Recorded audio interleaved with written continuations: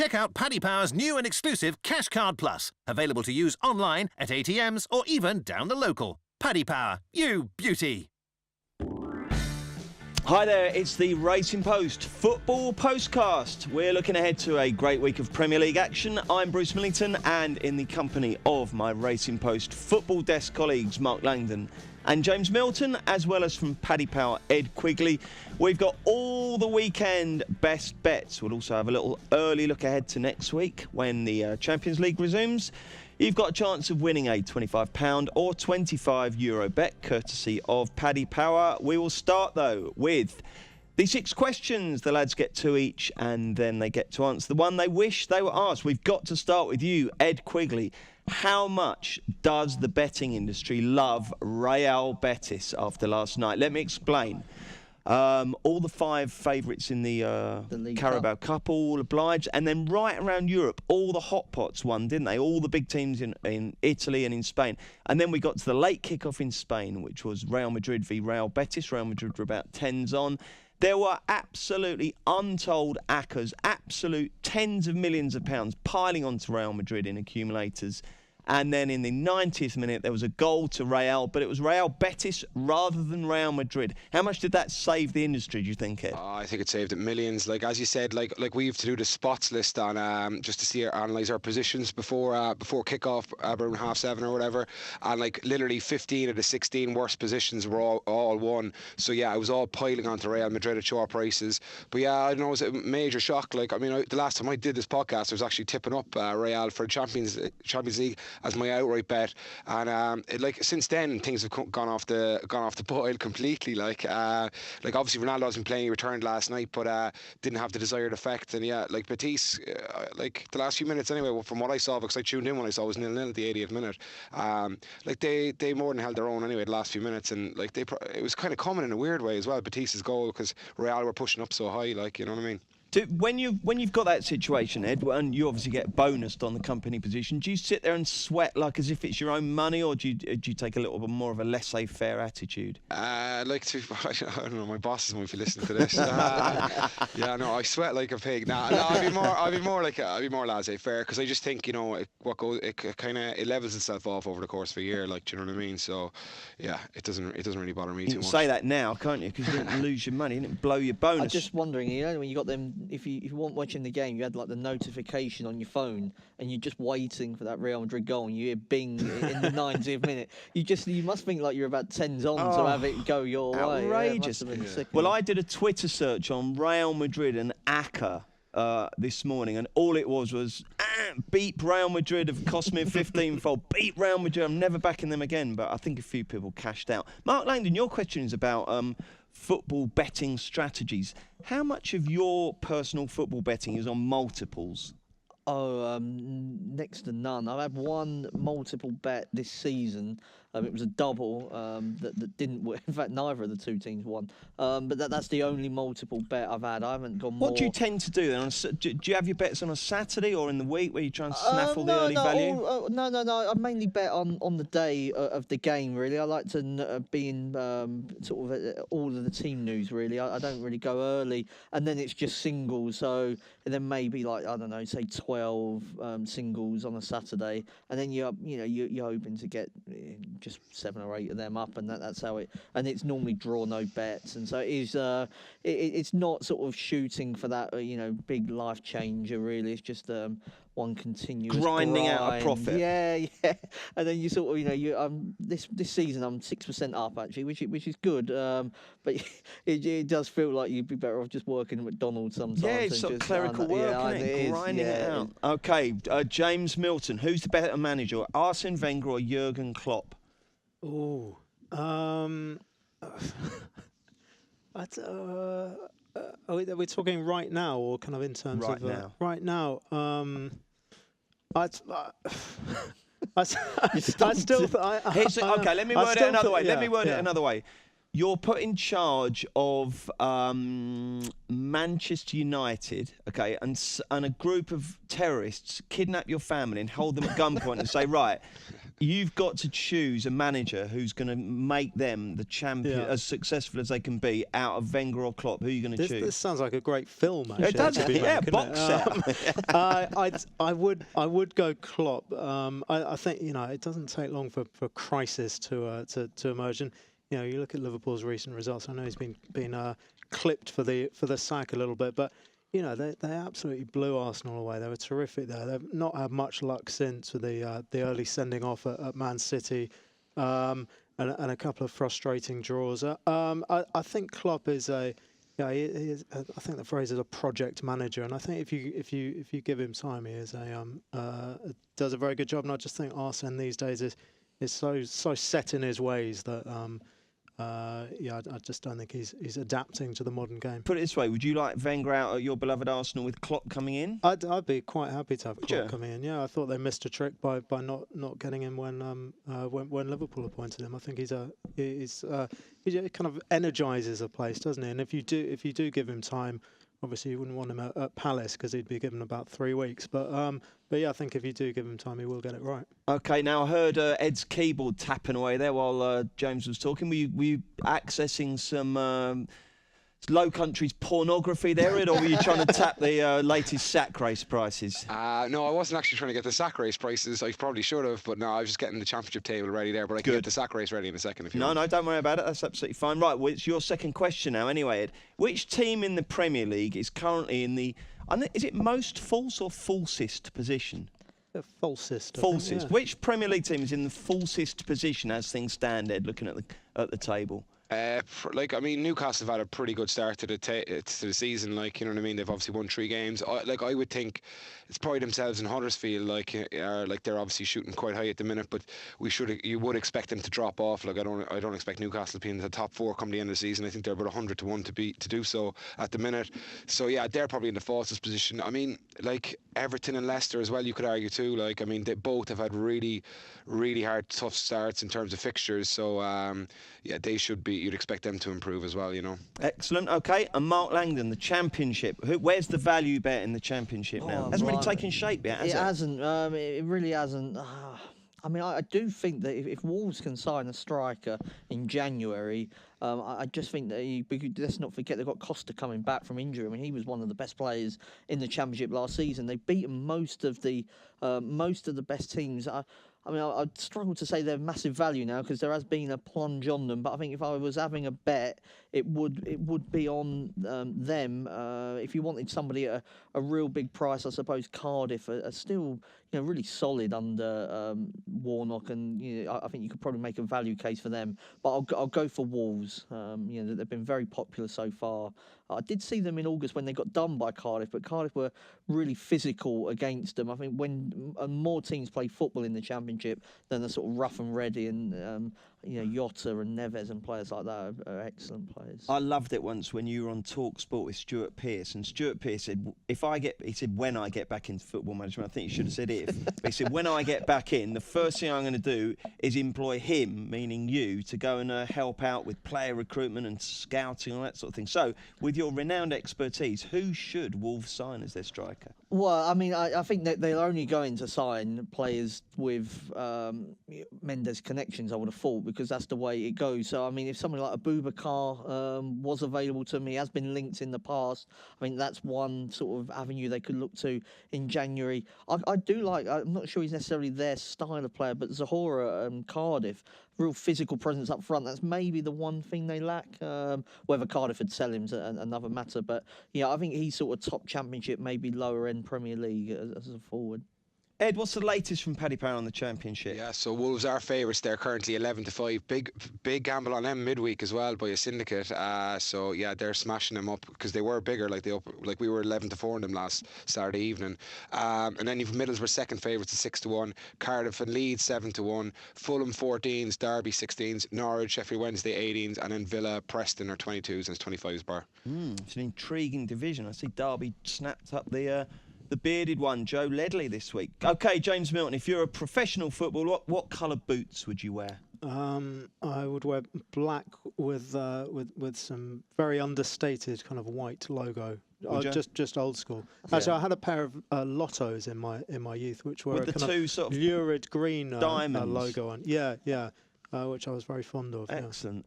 Would you go for any particular brand? I have a soft spot for Puma. The Puma King. It sounds very much like the Puma King. That black. Got to be the Puma King, hasn't it? Yeah. I mean, Cruyff made that popular. Made from kangaroo leather. Always stylish. Surely, just whoever paid you the most is the Mark. sensible. No. The mercenary Mark Langdon. No, because if you're a megabucks footballer, then you choose the smartest pair of boots. Have you not seen Cristiano Ronaldo's Instagram? I mean, he'll sell anything. Right, he will. Yeah, he will. But I mean, he's just obsessed, isn't he? He loves it. Right then, Ed, which of the lads' questions would you like to take? Yeah, I'll take the one on betting strategies. Just like I'd be a big believer in. I think the best value you'll find out there in terms of football betting is definitely outrights, like maybe goal scorers as well, but outrights I think are huge value. And like if you can find, like, as opposed to sticking from singles to multiples and all that, like if you can find something that you think is edge and then find another one that you think is edge, like say I've been lumping into Toronto for the MLS Cup and rate there at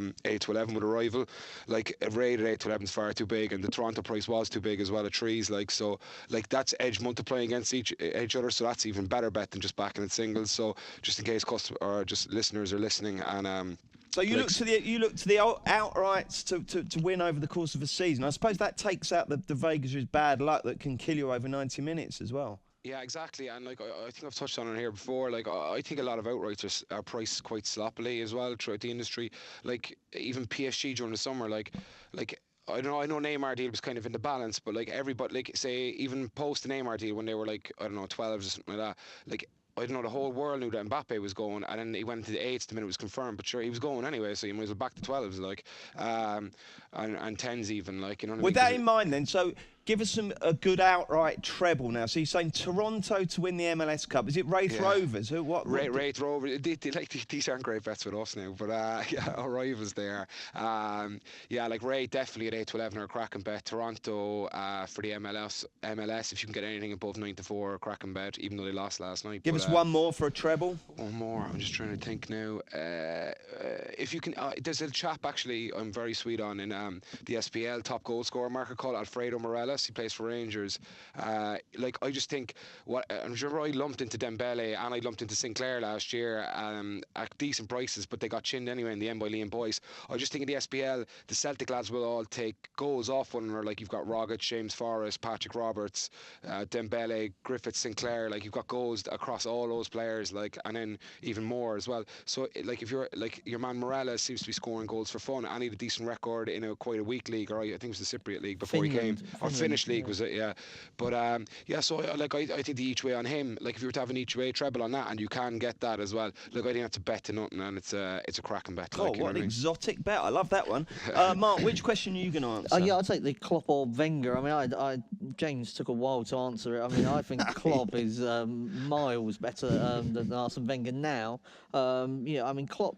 Let's not forget. I mean, he toppled Bayern Munich with Borussia Dortmund. I mean, Wenger wouldn't be able to do that now, would he? Go into battle against. No, we've given Bayern a good game in recent years. Come on, man. Yeah, I mean, it was only about 10-1, wasn't it, the last one? But he took them to a Champions League final. This was a Dortmund team that was punching way above its weight when he was there in charge. They, like Arsenal, were selling their best players, but he was, as James mentioned, was able to just energise the club, and I think that's what Arsene Wenger doesn't do at the end. There's no energy coming out of that club anymore, apart from the Cologne fans. But so I would definitely take Jurgen Klopp. I mean, the recent weeks. I mean, a League Cup defeat when you make changes, I don't think should really count as a disaster. Man City, Mane was sent off really early, and then in the other game against Burnley, I mean, they've battered them on the shots, and it's finished 1-1. What was the XG for that? I don't know what I haven't seen the expected goal actually, but the shots were something like 30 odd, wasn't it? In total. I mean, most weeks you're going to win that game,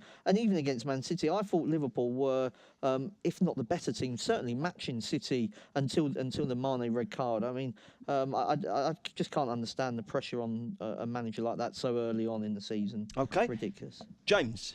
Yeah, the Premier League team in the falsest position. I did actually a kind of cartoonish double take when I saw that Newcastle were fourth. But I hadn't quite registered that they'd won 3 in a row. But as Ed mentioned as well, I mean, Leicester's start, they've played Arsenal away, they've played Chelsea, they've lost at Man United as well.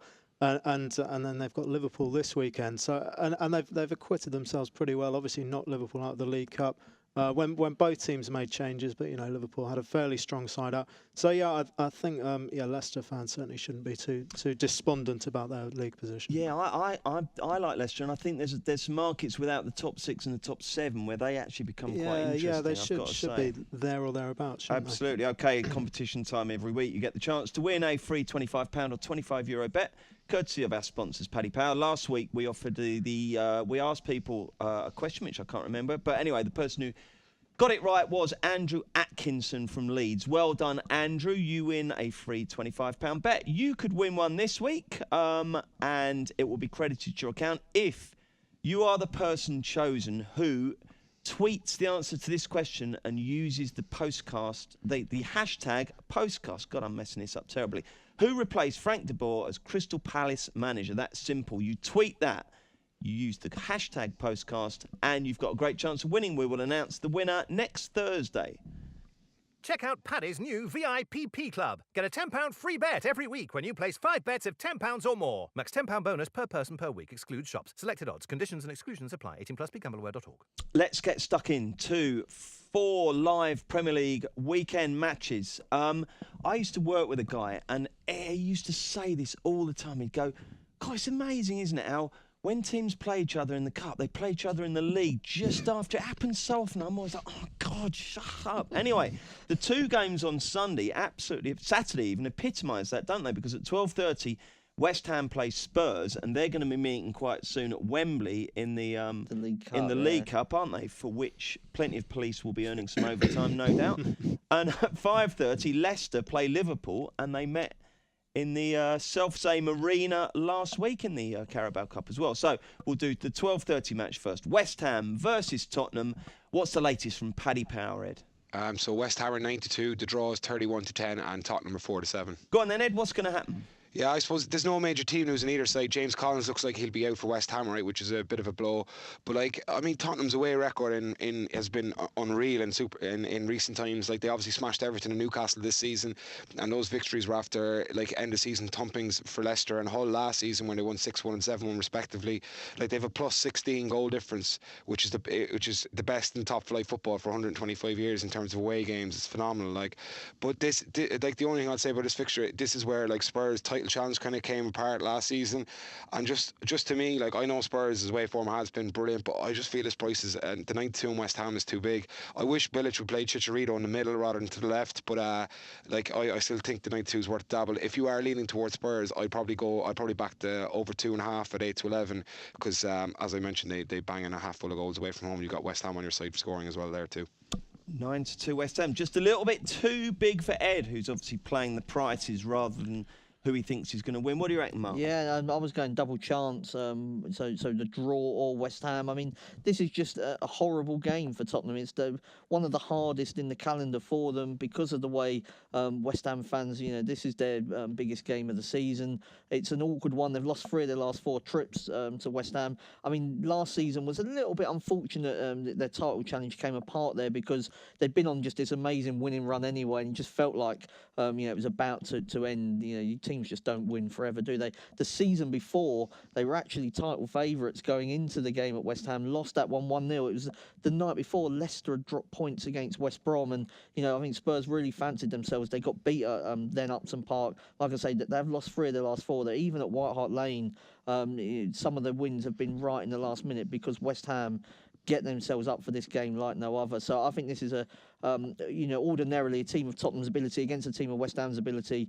4-7 would be about right, but I think you do need to factor in that this is just a hard game for Spurs, harder than normal. As a Tottenham fan, does it get on your tits the way West Ham get themselves up Well, for it? it only does in the area that I live. I live in sort of the Essex area, which is very much a West Ham stronghold. So you get absolutely no real pleasure from beating them, and then if you lose, Seeing people in pearly kings and queens outfits playing the spoons. My Facebook and WhatsApp was alive last night when the draw came through that they were going to Wembley. It was going on the back, how big the game is. I mean, Spurs are in between that. Spurs have got a double header against Real Madrid, so I don't think, and they're 2 league games either side of it, of Man United and Liverpool, I think. So the idea that West Ham is suddenly that big a deal is quite embarrassing, really. But I think this is a hard game for Spurs. I certainly wouldn't touch the 4-7.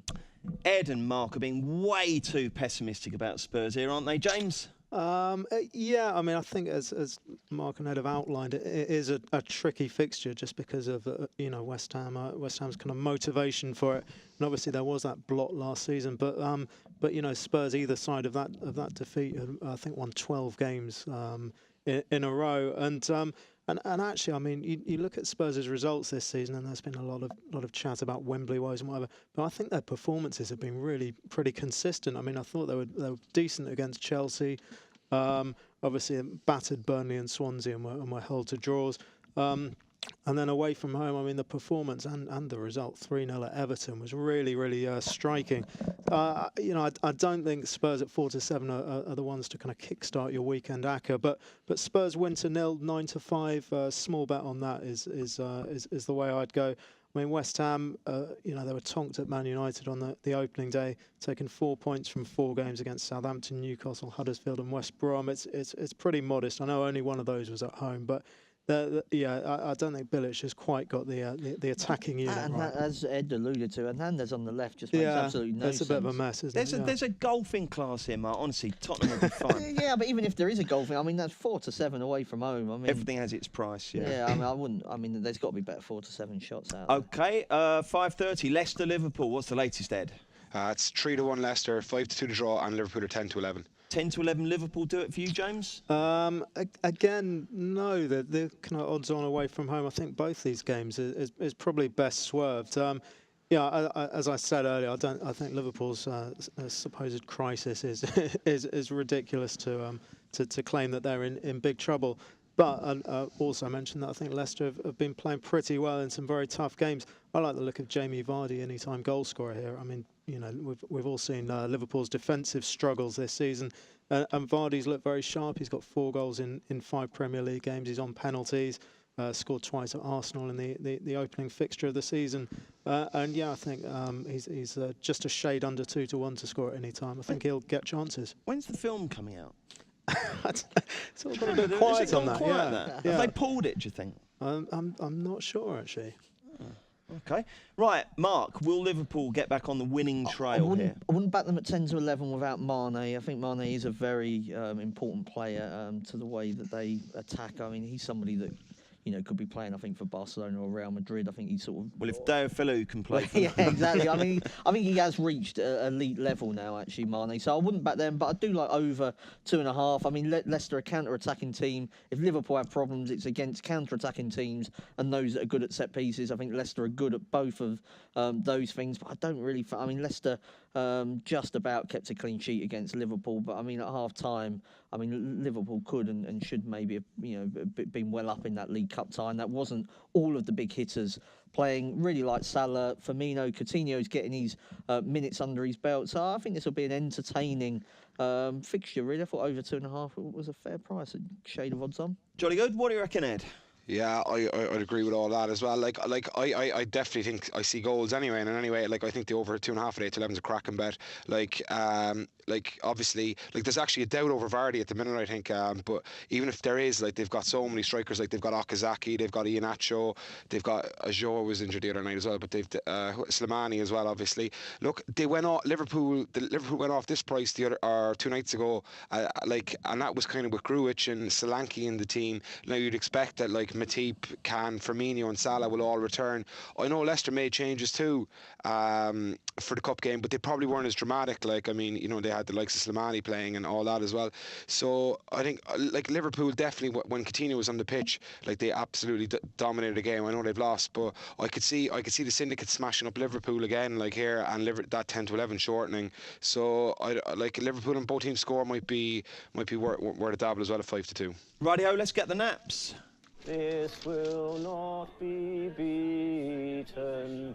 Steve Palmer just taking a little time to get his throat ready there. OK, now the naps have faltered a little bit lately after a bright start to the season. So come on, lads, we need to crack on. What are you going for, Mark? I'm going for Accrington in League Two to beat Cheltenham. They've won 5 of their 8 League Two matches this season and going really well in the division. I mean, the thing that's concerning me is actually I made Accrington quite a bit shorter to win the game, and there's a school of thought, particularly I think in sort of Vegas terms, if you way out you shouldn't bet, but you know, because you've missed something. Maybe I have, but I mean, Cheltenham were a relegation team last season, just about stayed up. They've lost 5 of their 8 this season.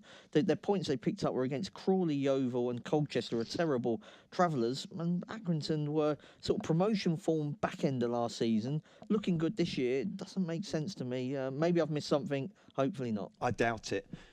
James, what about you? I'm going for Preston against Millwall in the Championship. Preston's last home game, they beat high-flying Cardiff 3-0. They've kept clean sheets against Sheffield Wednesday, Leeds, Reading and Borough. You know, 4 very decent teams at this level. And the forwards have started clicking into gear as well. Scored 3 against Cardiff, as I said, and 3 at Birmingham last time out. Millwall playing OK, but they've got 2 points from 4 away games this season. I think Preston should be too strong for them.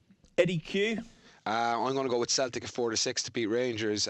This price has collapsed since earlier in the week from evens, but I still think it'll collapse even further. Rangers went 120 minutes the other night during the Scottish League Cup against Partick, and they also lost. Well, it looks like Bruno Alves and Declan John are both going to be out for them as well with injuries. Lee Wallace is definitely out, and to make matters worse for Rangers, like Dembele is back as well and he's scoring. So yeah, like I think the Celtic price is going to go off at 1-2. So yeah, Celtic at 4-6. And I'm going to go Man United at 3-4 to win at Southampton. So if you want to do trebles and an acca, or probably just a treble and leave mine out, it's Accrington Stanley, Preston North End, Glasgow Celtic and Manchester United. We're back with Sunday next.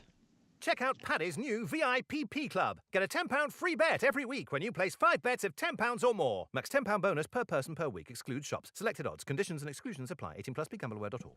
Just the one live Premier League game on Sunday. Kicks off at 4 o'clock at the Amex. It's a match that would have been a championship title battle last season. It's Brighton versus Newcastle. Both teams are now up in the promised land. Made slightly differing starts. The Magpies have got off to the better start. Brighton scratching around a bit, sadly still above Palace. What's going to happen here, Mark Langdon? No, first of all, sorry, Ed, give us a latest show of betting. Yeah, it's 13-8 Brighton. The draw is 11-5 and Newcastle is 7-4. Now, what do I think you're going to go for here? I think you might go for a home win. No, I'm going to go for the draw. Okay. I'm struggling to separate the two teams. There wasn't much between them in the Championship last season. I don't think there'll be a great deal between them in the Premier League come the end of the season. I think Newcastle have got in their corner, they've got Rafa Benitez, which is going to be worth a few points to them. I think you've already seen how he's set them up, made them difficult to beat. Houghton's tried to do the same with Brighton. Haven't got a major goal threat. I mean, you know, against Bournemouth, didn't look like they were going to lose that game until the last half an hour. But you know, I think if you sit back the way that they do, you do invite trouble on yourself. The fact they didn't get a striker in January, in the summer window, means they're going to be vulnerable until January.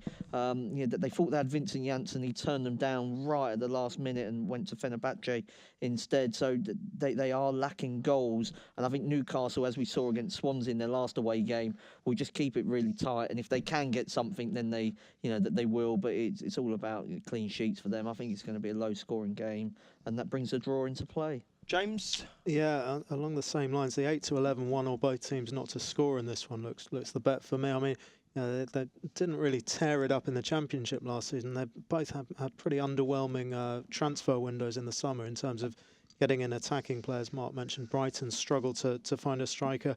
And you know, I don't think Rafa was entirely satisfied with his business either. So I think it could be low-scoring, tight game. I mean, one or both teams not to score has copped in 5 of Brighton's 7 games in all competitions, 4 of Newcastle's 5 league games, including the 1-0 defeat at Huddersfield, the other of the promoted teams. So I could see, this game following a similar pattern. I'm struggling like mad whether they played for both clubs. Will come back to me. Yeah. Okay. Ed, what's going to happen when Brighton and Newcastle do battle on Sunday? Yeah, so Brighton went off about 6-4 for this fixture in February in the Championship. There's only a small price difference there between 6-4 and 13-8, but it probably represents Newcastle's good start to the season and Brighton's less. So I just think in Newcastle, in Lascelles at the back, he's quality centre half. I think that lad, and he's also represents a goal scoring threat. But at the prices, I just think Brighton represent a bit of value here. I mean, they held City for a good chunk of their opening day fixture down at the Amex, and they put 3 past West Brom as well, which is no mean feat, you know what I mean, because West Brom keep it tight. So yeah, I'd go with Brighton at 13-8, and I'd also maybe dabble with Tomer Hemed up top on his own, 11-2, if he does start on up top on his own. But yeah, he looks a bit of value there too. What price is 0-0, Ed? 0-0 is 13-2. 13-2. I think I might have a stab on that. Are we still struggling? I can't think of. It might be that. Did Lua end up at Brighton? I think there were 2 Luas, weren't there? This is what's confusing me. I'm not sure that it's the same one. No, Christ, I'm glad I'm not editing the Brighton programme this weekend. That'll be a very short piece. They played for both clubs. Okay. Monday at 8 o'clock, we got Monday Night Football, which is always good news. And it's Arsenal versus West Bromwich Albion, which is going to be an unmissable contest, I'd say that. It'll be really, really good one. Arsenal going to be short. How short are they, Ed? Yeah, they're 3-10. The draw is 92, and West Brom are 8-1. Oh, 3-10. I haven't looked at any prices this weekend, but that sounds really short. Oh no, is that for you, Mark? No, I mean I wouldn't be steaming into the 3-10. I mean, what price is Lacazette first goal, Ed? It's about 3-1. Yeah, I mean I think that may be the way to go in this one. He's looked really sharp when he's been selected. I mean, I don't know what he was doing on the bench at Anfield, but I mean, he scored very early on in his debut appearance, didn't he, against Leicester? And then even against Chelsea, I thought he doesn't get hugely involved in loads of the build-up play, but I think he's against Stoke. He had one wrongly ruled out, or it was very, very tight for the offside. I think he is their biggest goal threat. He's been a good buy. Yeah, I mean, obviously not cheap. Was he 50-odd million? But I mean, you don't get that much for 50 million these days. So, no, he's going to score his fair amount in the Premier League, and I think pace is something that West Brom don't deal with particularly well at centre half. They don't offer that much up front. I think if you want to back Arsenal, maybe the win to 0 is still the way to go. Not one I usually get involved in with Arsenal, but West Brom are so limited in their attack. It's really only set pieces that they offer any kind of threat. I spoke to somebody who went to the game against West Ham last week, and I mean he said they were awful. So I don't expect too much from West Brom. Arsenal will probably win, but I think I'd rather be on Lacazette each way with the 3-1. Okie doke. James, what do you reckon? Yeah, I was looking at under 2.5 goals at 11-8. I mean, the head-to-head records in this fixture has been pretty consistent over the last few years.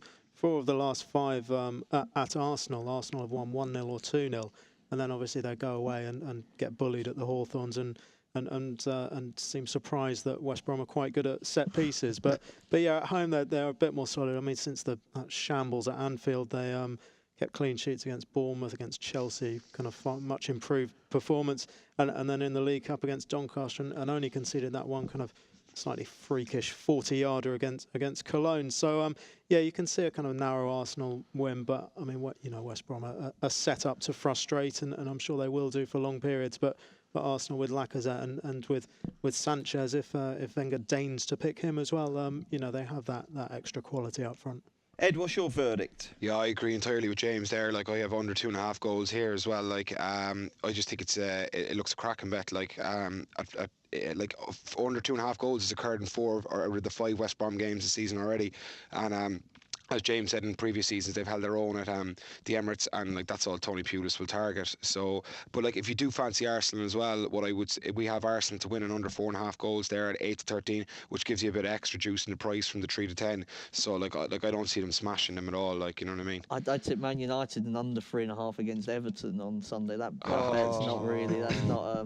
That's not flavour of the month for me, that one at the moment. I suppose the only people who did that League Cup acca the other night who had problems, because they won on the outrights, they all won on the half-time, full-time, and it looked like they were all going to win on the 2-0, didn't it? But there was a few late goals there, but otherwise it was good. I'm just looking through. They played for both clubs.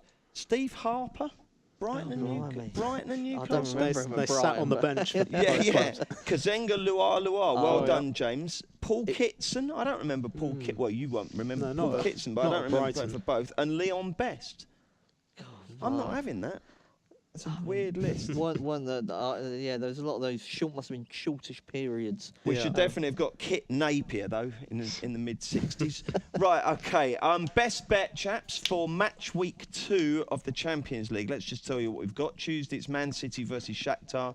Spartak versus Liverpool, Atletico v Chelsea. In Atletico's very swanky new ground, lovely.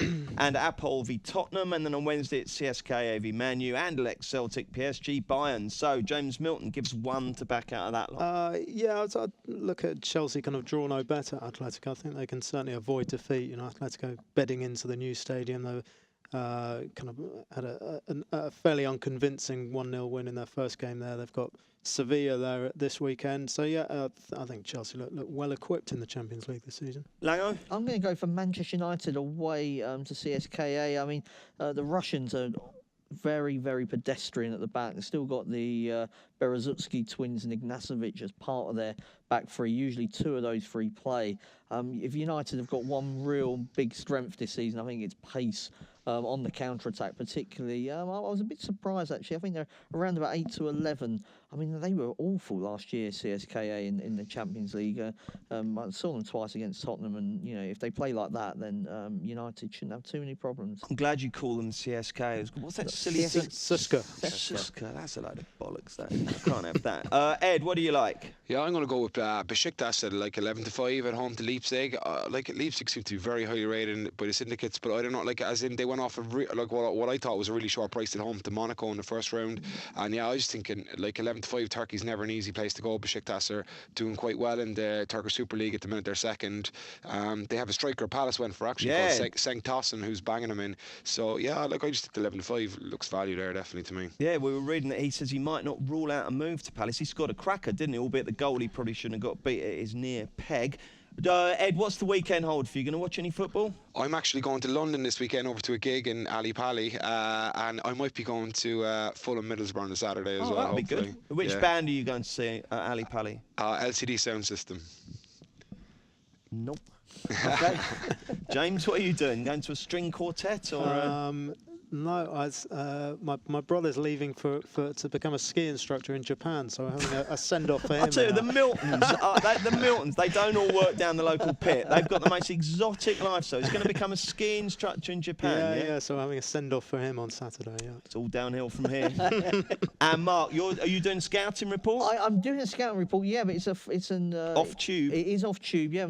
James already mentioned it. Atletico are playing Sevilla, and because Atletico have got Chelsea going to do them, so Chelsea fans will be able to tune in or to read that preview on racingpost.com on Sunday morning, and sort of full-on scouting report. Last time we did the European team, I said Dortmund wouldn't beat Tottenham, and I said that Spurs were the value actually in that game. So all good. You'll still be claiming as if you have gone over to Spain, though, won't you? We know what you're like. No, yeah. Well, with the way Ryanair are sorting their flights out at the moment, you'd have to leave now, wouldn't you? Okay, chaps, thank you very much indeed. We're back next Thursday for another Postcast. Don't forget, we've got the Racing Postcast tomorrow, so do join us for that. Check out Paddy Power's new and exclusive Cash Card Plus, available to use online, at ATMs, or even down the local. Paddy Power, you beauty!